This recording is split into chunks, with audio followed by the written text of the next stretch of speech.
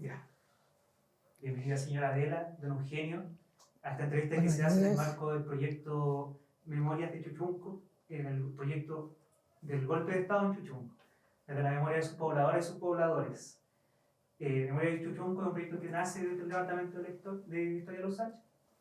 Entonces, queríamos partir primero agradeciéndole la disponibilidad y, sobre todo, desde pronto, su cariño y muy buena onda.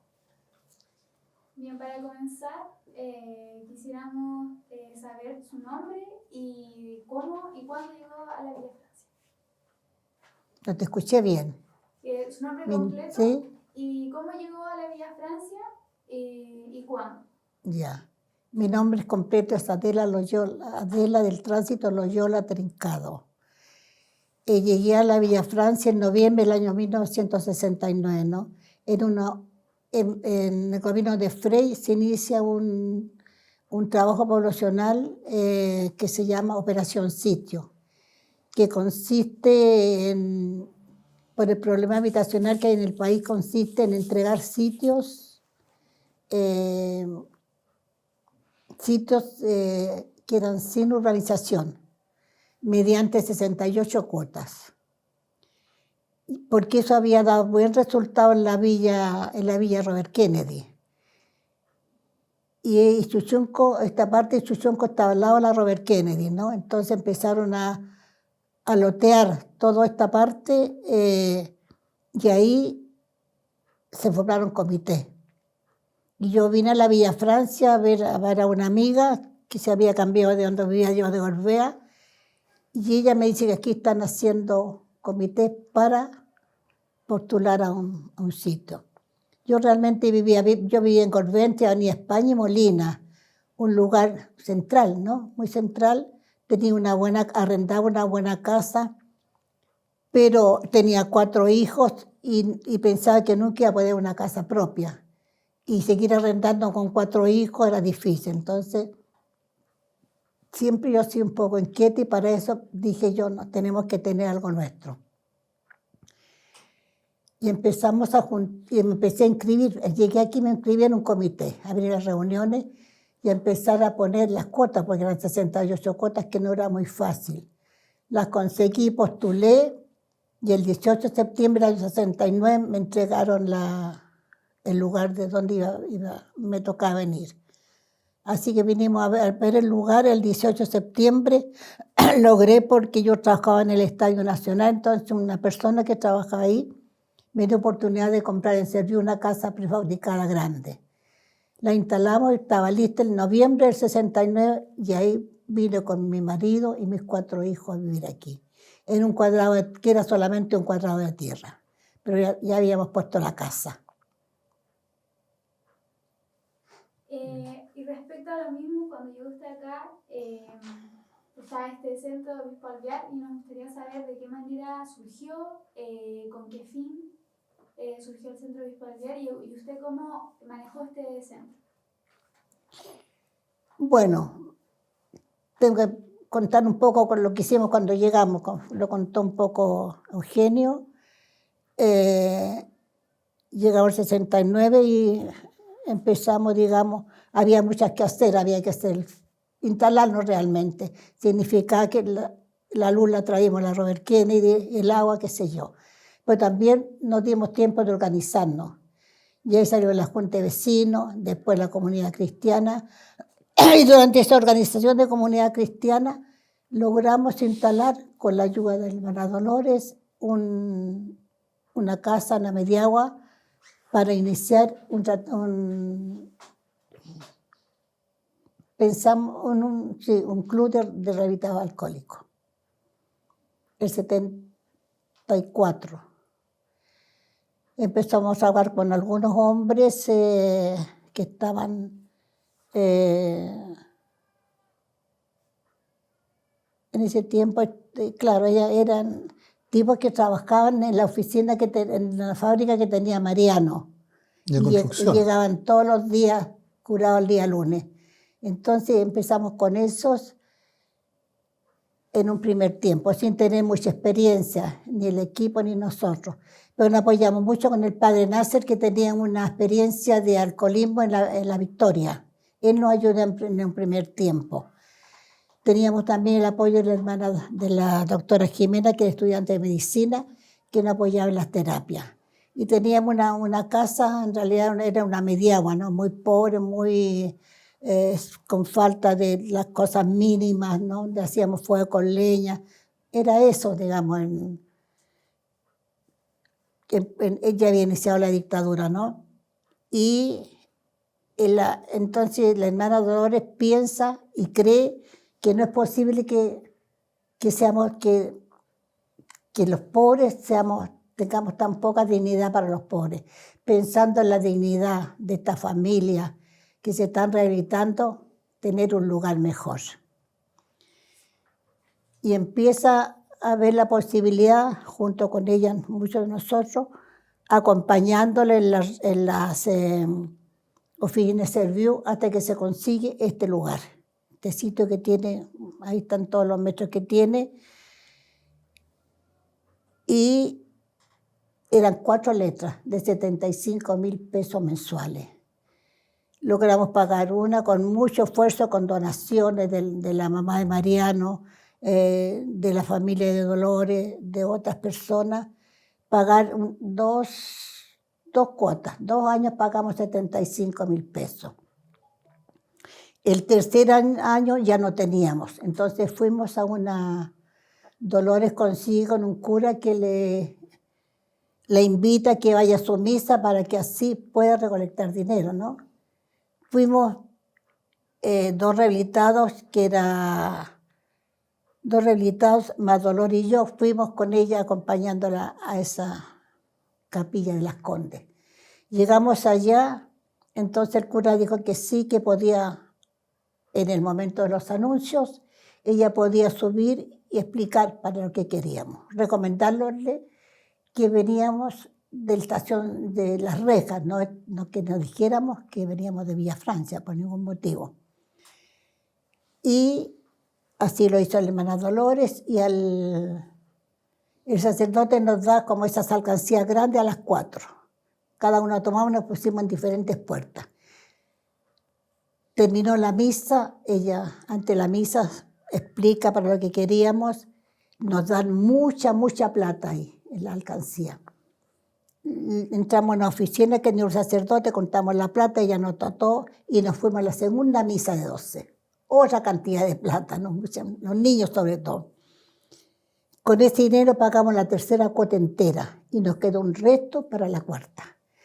La cuarta me mandó la señora Elena, la mamá Mariana, me llama el otro día y me dice, ¿cómo andan pidiendo plata en la iglesia? Vengan que yo le voy a dar 50.000 pesos. Y nos da 50.000 pesos, 5.000 mensuales, que fuimos con la que era secretaria de la Alicia, que ahora falleció, a buscar los 5.000 pesos con la libreta de ahorro que habíamos sacado con la hermana Dolores.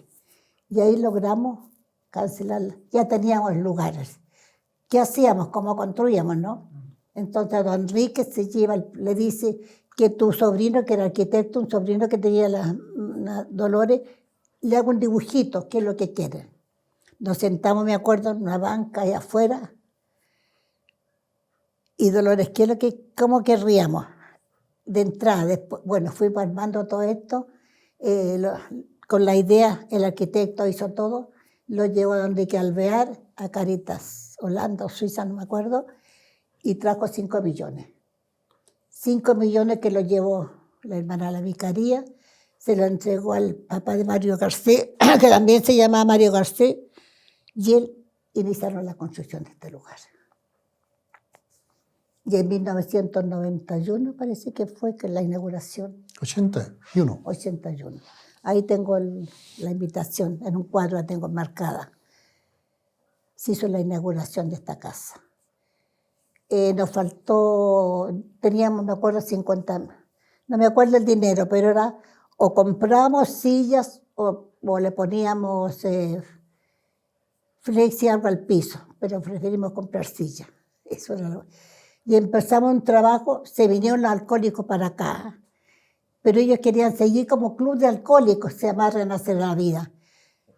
pero todo este equipo decía que no podía ser porque ya el local era más grande y los alcohólicos necesitamos trabajar con la familia, con los hijos, con las mujeres, sobre todo que las mujeres quedan muy dañadas, porque cuántos años aguantando a estos hombres que habían tomado durante 20 o 30 años.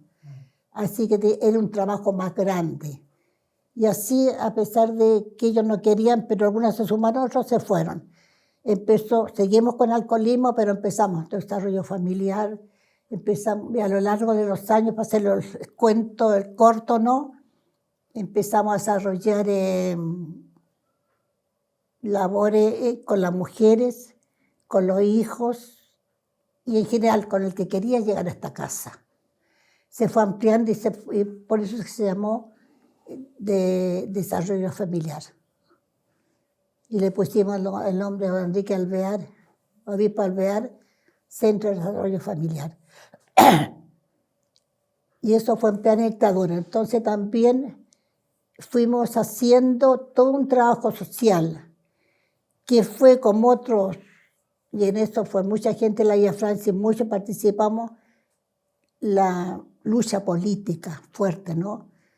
Pero aquí no hacíamos una lucha política por respeto a la gente, ¿no? Sobre todo partidista, pero así una cosa social fuerte y firme para paliar todo lo que fue el hambre y la cesantía de la gente, ¿no? A veces hasta el desánimo, porque me acuerdo que muchas veces llegaban algunos, y entre ellos el Bigote, ¿te acuerdas? Que decía, yo ya no soy alcohólico, pero estoy en el POG, y ahí ¿qué reunimos? Para comprar la garrafa, para comprar el vino. Entonces yo no quiero seguir tomando, ayúdenme, ¿te fijas? Es una cosa social importante. Así que estamos fuertemente con lo que es la rehabilitación. Después llegó un programa de Cáritas Suiza que nos da dinero y teníamos 2 psicólogos, asistentes sociales, un monitor de teatro, entonces fuimos agrandando mucho esto, ¿no? Y entonces la rehabilitación consistía en toda una terapia, consistía en tratamiento con vínculo al hospital, pero a la vez seguíamos haciendo el apoyo, que ahora, mira, me salgo un poco del tema, pero esta mañana escuchaba, porque están haciendo mucho, porque se iban haciendo estudios sobre el alcoholismo en Chile en los jóvenes. Entonces decían cómo tenía un lugar donde la gente podía llegar, pero eso no sirve, la experiencia siempre. Si tú tienes un tipo que ha tomado mucho tiempo, un joven que ha tomado mucho tiempo, tú le das un remedio, pero tiene un apoyo constante, seguro, porque la persona tiene que cambiar de hábito, tiene que cambiar de amigos, cambiar de todo el entorno. Y eso se da en los clubes rehabilitados.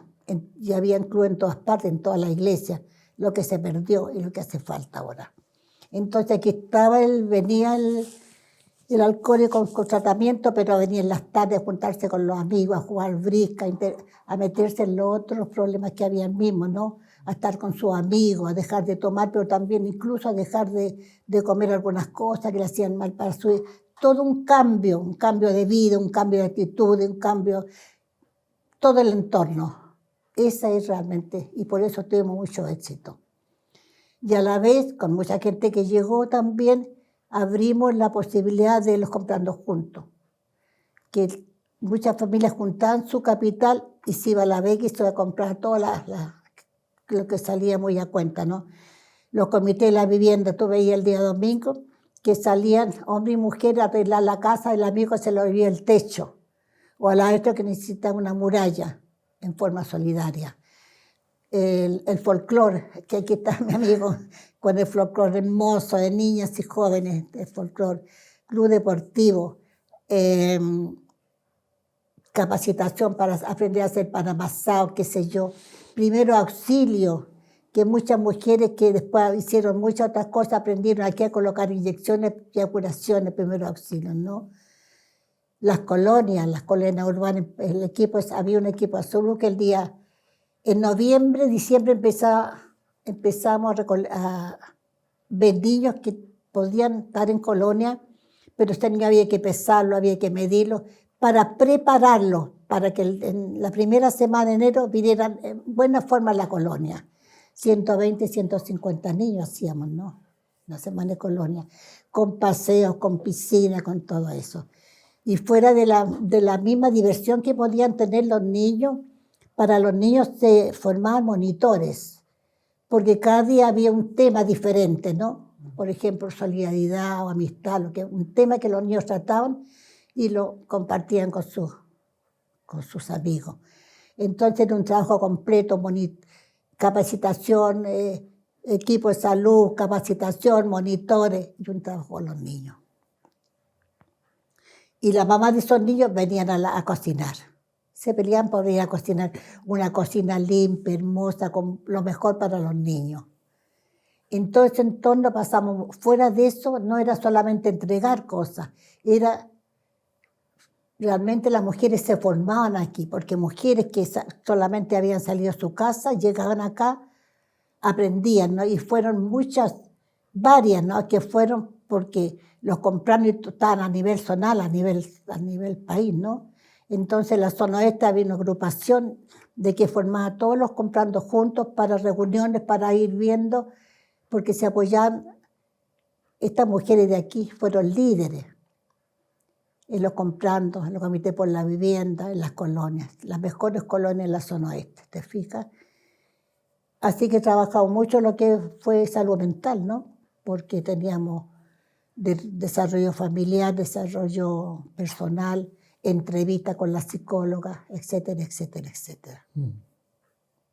Yo podría agregar que efectivamente se empezó a producir un tránsito entre lo que fue la intención original del Club de Rehabilitados Alcohólicos a un centro de prevención del drama, del alcoholismo y de la droga. Pero además muy amarrado con el desarrollo de la cultura. Y yo creo que efectivamente acá se vivió y se entronizó una forma de hacer política popular, que no está, como decía la Tetito, no está relacionada con aquella política partidaria, sino que es como lo político forma parte del proceso de generación de sujetos populares, de sujetas populares, de sujetos como la Tatito, que se pone desde un punto de vista protagónico a conducir una experiencia junto con otras personas, junto con otros jóvenes, pero también junto con otras mujeres. Yo creo que una de las cosas notables es la presencia de las mujeres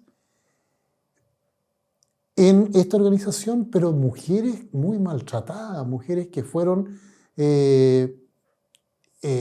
parte de una experiencia muy dolorosa como producto del tema del alcoholismo en su familia.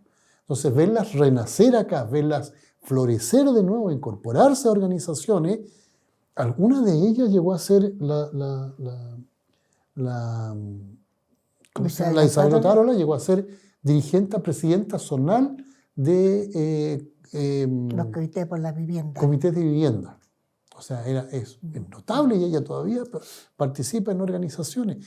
Pero yo creo que esa concepción yo creo que fue muy rica y muy asentada en las tradiciones de la población, en las tradiciones protagónicas desarrolladas por la población, por las organizaciones sociales, por los jóvenes, por las mujeres, a partir de la fundación misma de la población, de la cual la Tato fue parte sustantiva. Ella fue miembro de la primera junta primero centro de madre, miembro también, o parte, miembra, no sé cómo decirlo hoy día con este lenguaje, ¿cómo se dice? Pionera. Claro, pionera.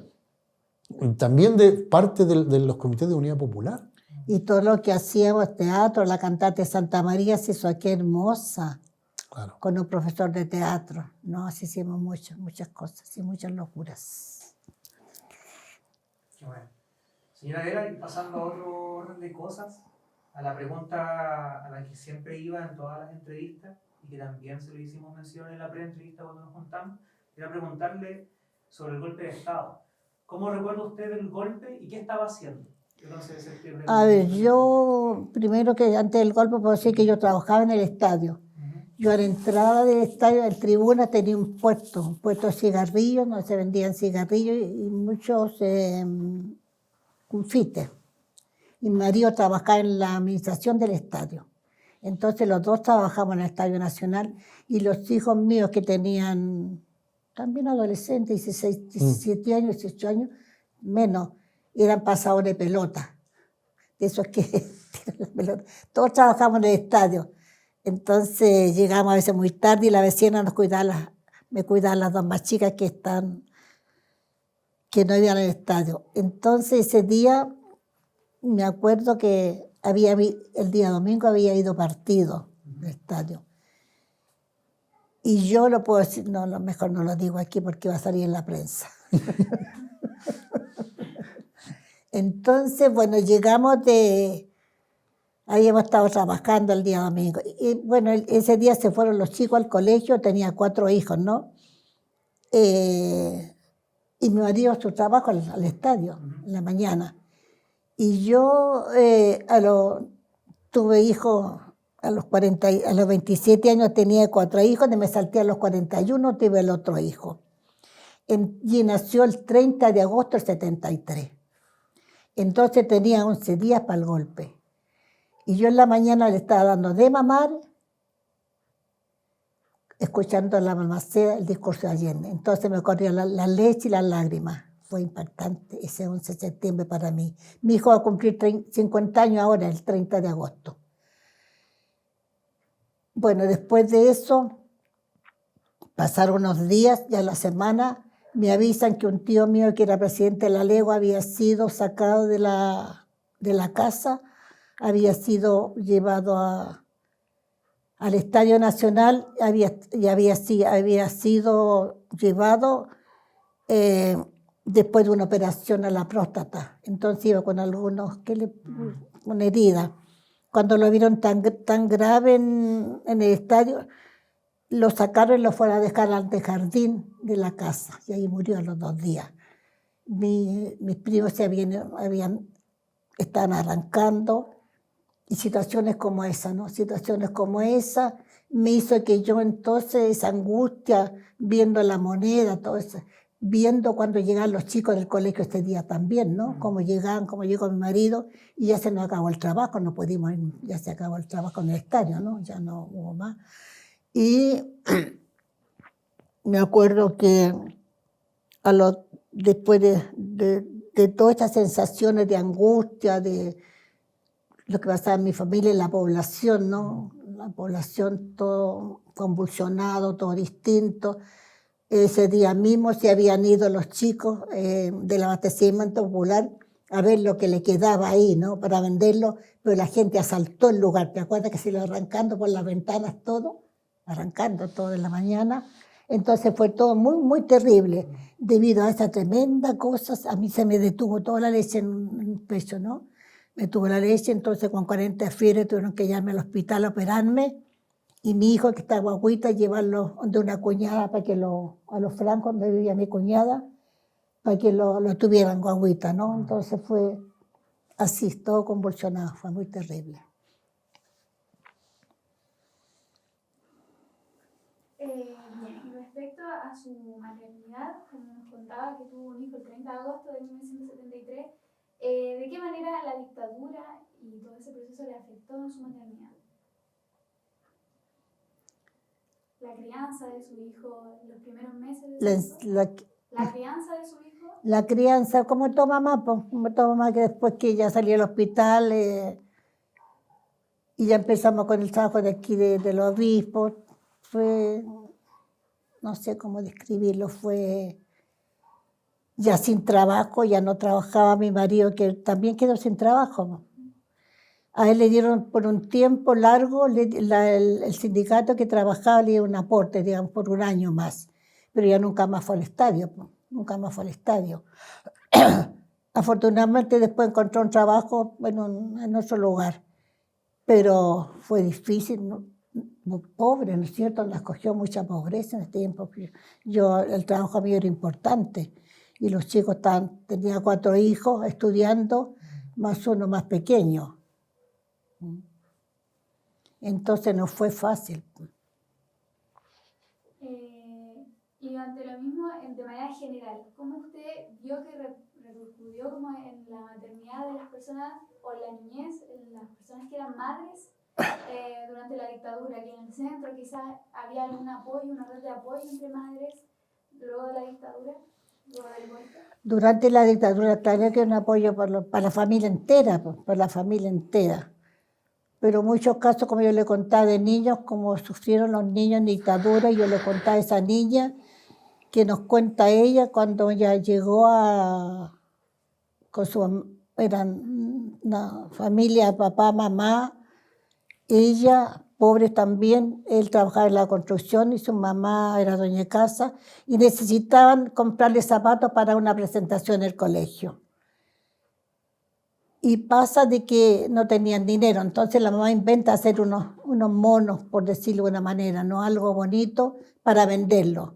Logra venderlo, le va bien y le hacen un pedido de 50 de esos monitos en una tienda más grande. El padre sale en la tarde con el pedido de entregarlo, lo toman en la noche porque le toca el toque de queda, nunca más aparece y la chica nunca se compra sus zapatitos. Mientras nos cuenta eso, ahora que es mujer, llora y lloramos todos, digamos, una reunión. También el caso de la Trini con el Moncho. El Moncho era vecino nuestro, era comunista él, y le allanaron muchas veces su casa, arrancaba una ventana y siempre estaban con mucho miedo. Tenía una niña como de 5 años, ¿no? Lo toman y lo llevan a Villa Grimaldi, de Villa Grimaldi logra sacarlo Mariano y lo manda a Argentina, Suecia. Nosotros como comunidad empezamos a juntar dinero, vendiendo todo lo que podíamos hacer, sopaipillas, todo lo que se hace para juntar dinero, y logramos sacar a la Trini, que la fuimos a dejar, ¿te acuerdas del amigo que la fuimos a dejar?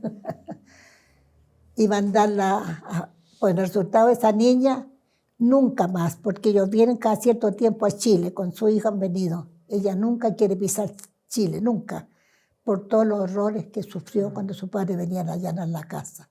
Y así muchos niños.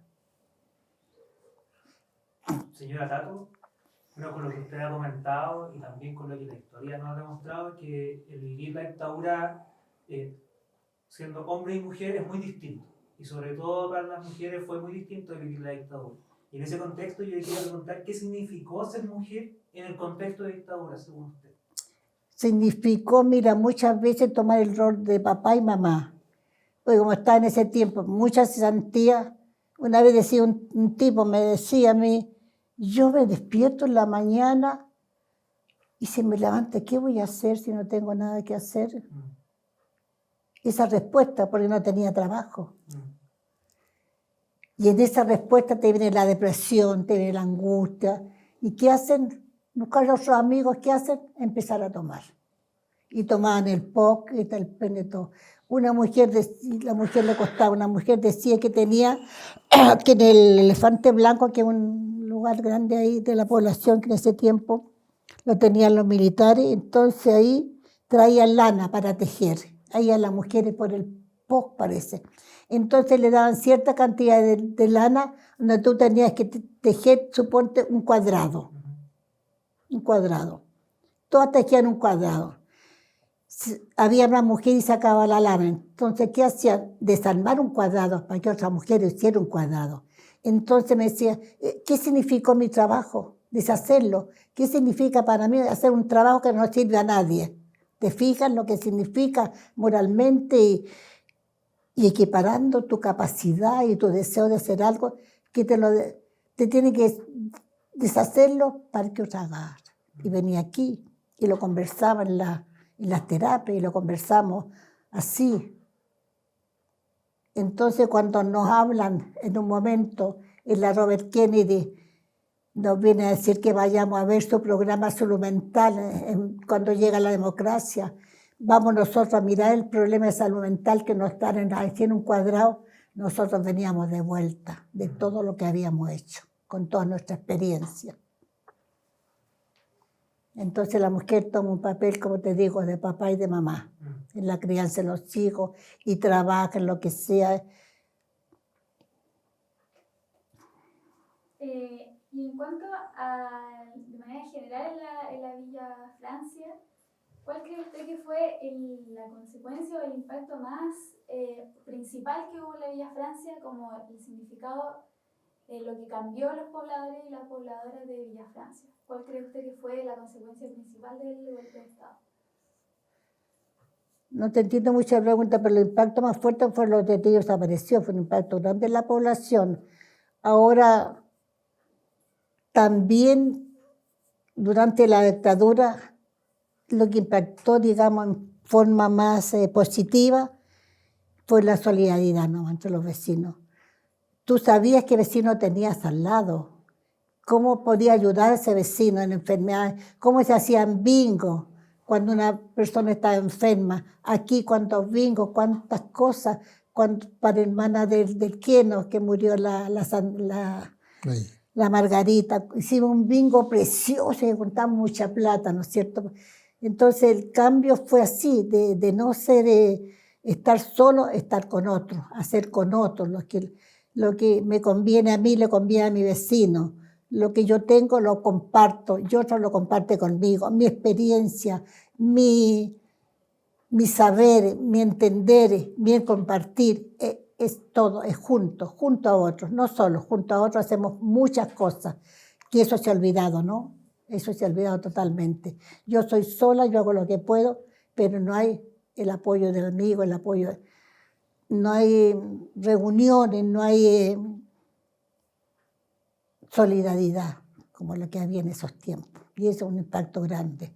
Fuera de los impactos, digamos, que fueron las muertes, que fueron las detenciones, la muerte de los hermanos Vergara, que vivían al frente, pero nuestros vecinos, yo local, la pensatina, los chicos, cuando estaban niños. Y que yo, no saben ustedes cuánta inyección de coloquetan a esta población yo, ¿cierto? A toda hora, en la noche, a niños, a cualquiera. No había celular, entonces Mariano, piedra arriba de los techos.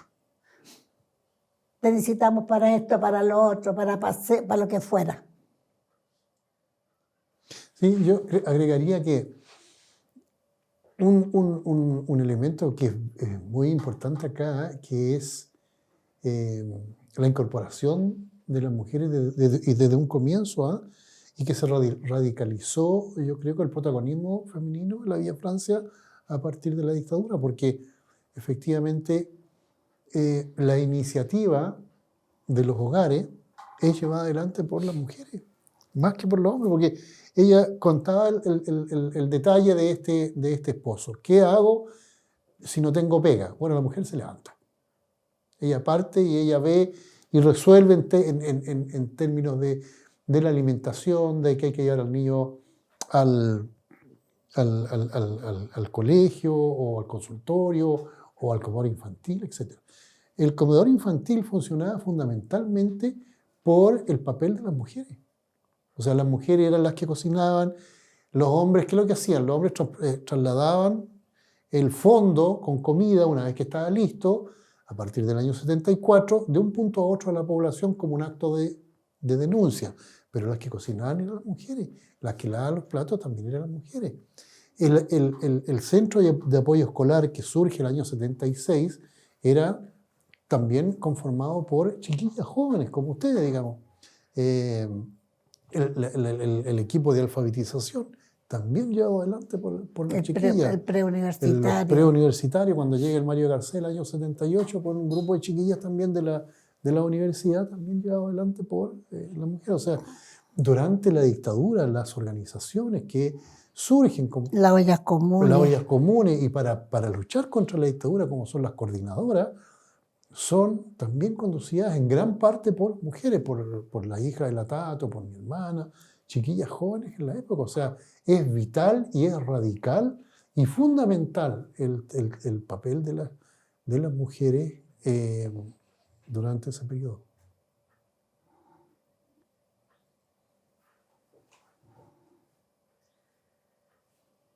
Señora Tato, que usted nos ha comentado, y también me acuerdo que usted, don Eugenio, nos comentó que se sentía que en este centro era como una especie como de resistencia cultural.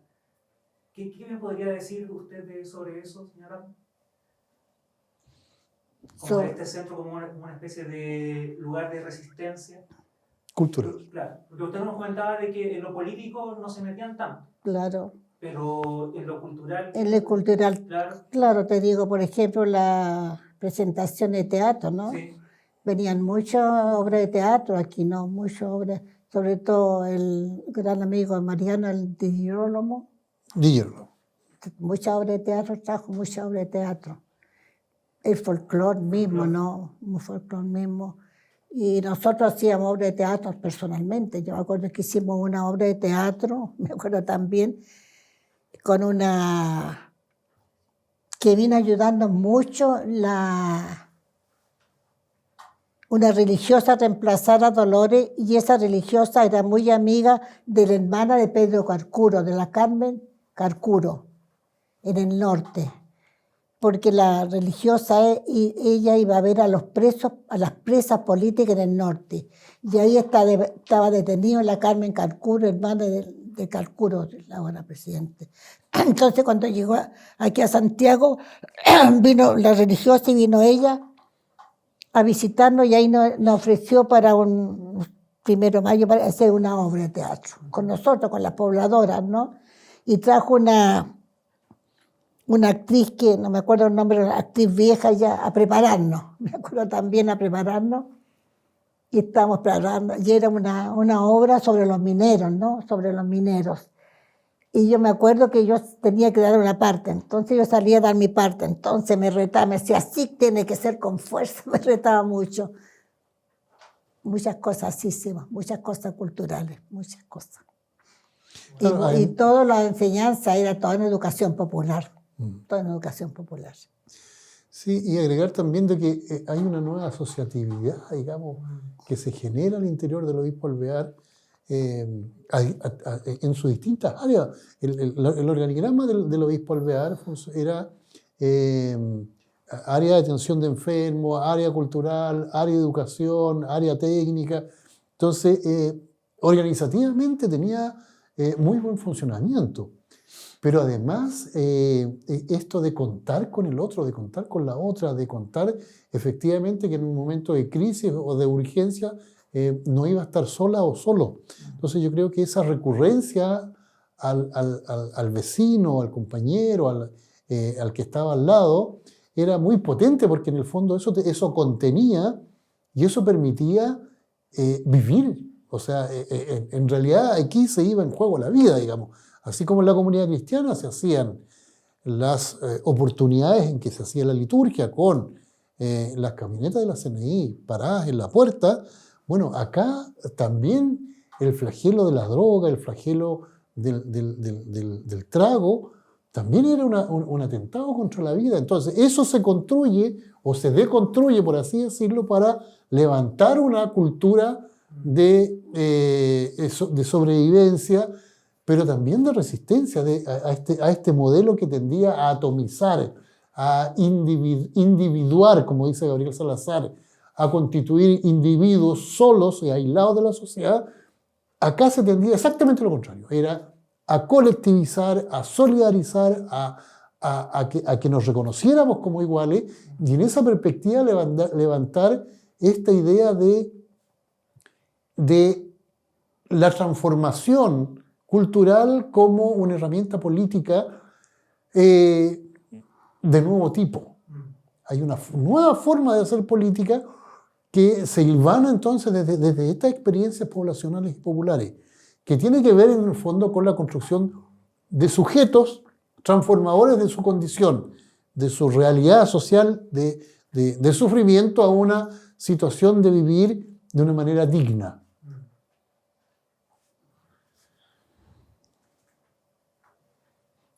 Bien, ¿nos podría contar cómo fue la participación en el centro antes y después de la dictadura? Si es que hubo algún cambio o de qué manera se configuró diferente quizás. ¿Qué cosa? La participación en el centro Obispo Alvear. Es que antes de la dictadura no existía el centro Obispo Alvear. Pues. Okay, pero entonces hubo una configuración entre medio quizás, a lo mejor de vuelta a la democracia, Y antes de la dictadura y de vuelta a la democracia, ¿hubo algún... Ahí sí que hay cambio.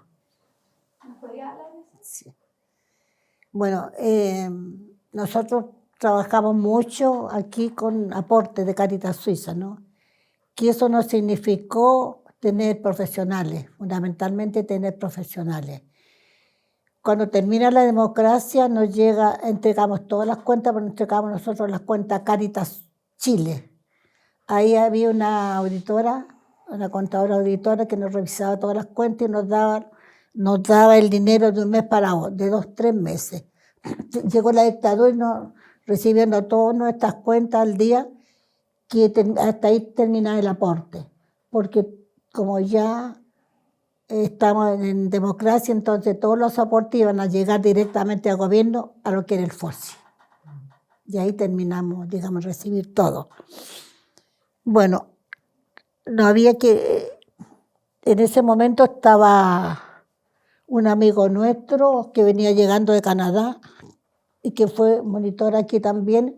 Entonces ofreció hacer un proyecto por un año en la Embajada de Canadá, referente a las colonias.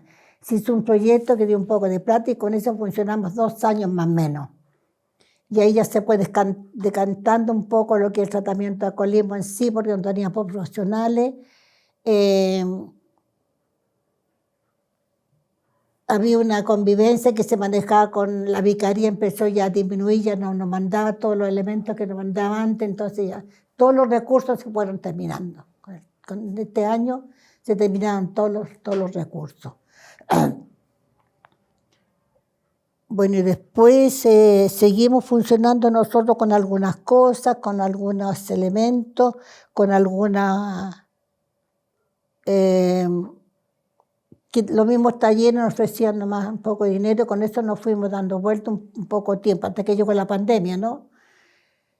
Y después de vuelta de la pandemia, estamos ahora, en este momento ahora, estamos, digamos, haciendo aquí, hacer las flores Bach, que antes eran gratuitas porque el instituto les regalaba todo, ¿no? Pero ahora el instituto tiene que comprar todas las flores que son caras, entonces ellos piden 5.000 pesos por la consulta, pero las botellas con todos los elementos. Tenemos también acupuntura, que ahí cobran 3.000 pesos las chicas, que son precios realmente... biomagnetismo también, que también cobra 5.000 pesos.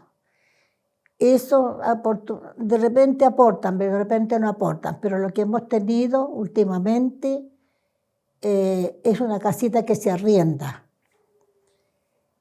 Eso fue siempre, ¿no? Pero tuvimos por muchos años un tipo que nunca pagó, que era amigo de la hermana Dolores, que nos dejó ese cacho, se fue debiendo con no sé cuántos millones, destruyó la casa, hubo que hacerla de nuevo, pero ahora se está trabajando con ese dinero que son 200.000 pesos, que se han hecho todas estas luminarias, todo se invierte aquí, el jardín, todo eso, se compró un lavaplato nuevo, un mueble nuevo, y así como en toda casa nos faltan los gastos para materiales, para 1000 cosas, ¿no?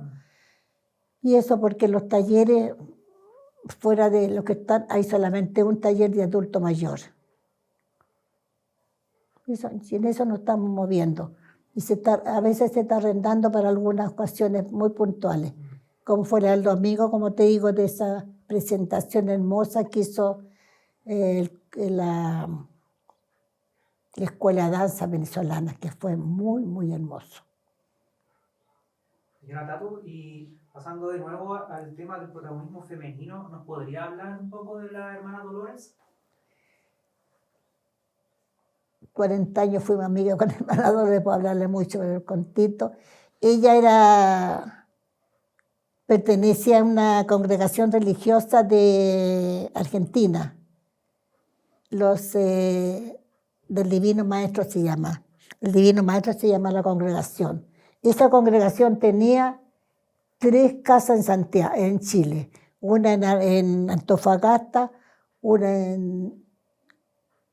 en Antofagasta, en Santiago, ¿dónde era la otra? En Antofagasta y en Concepción. En Concepción. Antofagasta, Concepción y Santiago. Ella llegó a Concepción. Ella estaba encargada de lo que eran los jóvenes, de la pastoral universitaria. Trabajó muchos años con los jóvenes en la pastoral universitaria. Cuando llegó el golpe, antes del golpe, ella supo que iban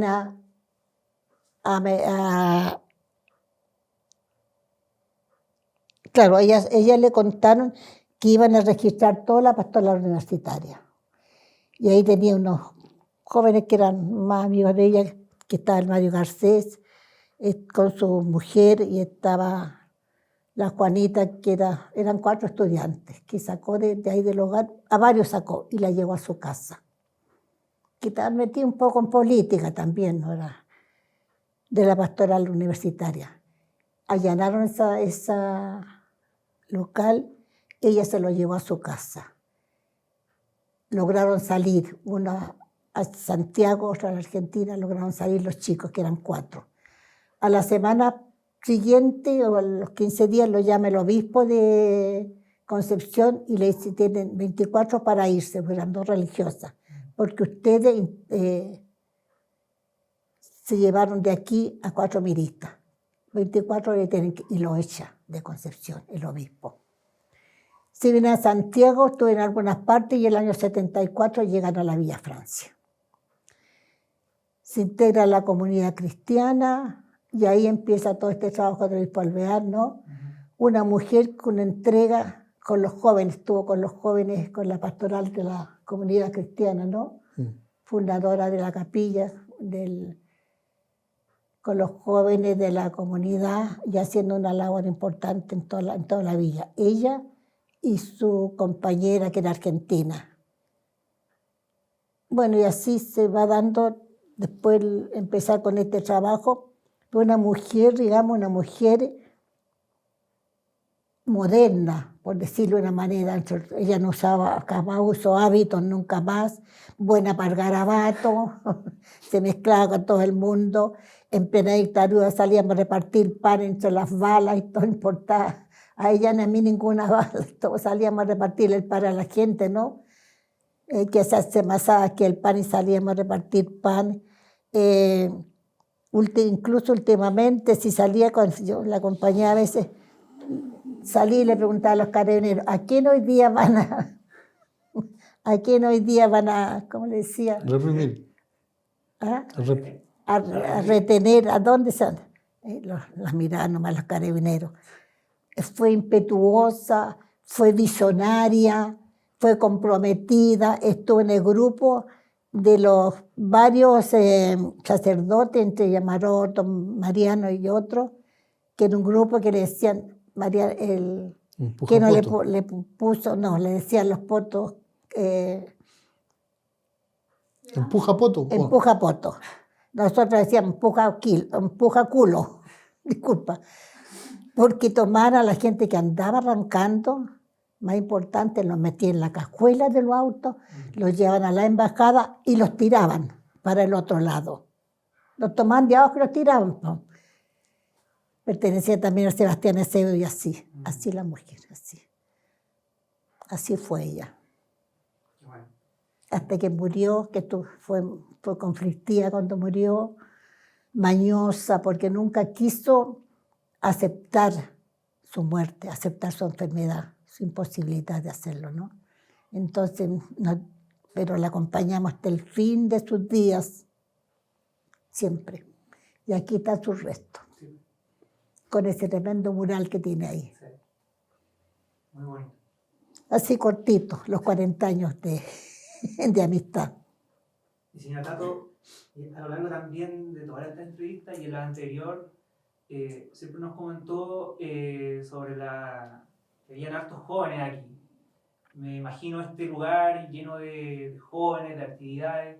Don Eugenio me comentaba también de que siempre había actividades todos los días. Y bueno, y también recordando lo que usted está diciendo ahora respecto a las colonias, al trabajo que se hacía con los niños, ¿nos podría decir algo respecto a eso, a la niñez y a la participación de la juventud acá? De ese momento del obispo, porque claro, ahora claro, no te puedo contar de la juventud. En dictadura. En dictadura, sí, claro, los jóvenes tenían su espacio aquí, ¿no? Porque eran hijos rehabilitados a partir de esa dinámica, ¿no? Sus padres han rehabilitado, entonces acompañaban a sus padres. Y a su vez componían la dinámica del mismo. Entonces estaban en folclore algunos, otros monitores de colonia, otros jugaban al naipe con los tipos aquí en la tarde, hasta tarde jugaban. El ping-pong, había una mesa de ping-pong todo el día, el ping-pong en la tarde, entonces venían muchos jóvenes. En teatro, con el monitor de teatro hacían muchas cosas hermosas. A tus niños. Sí, niños también, pues, son niños.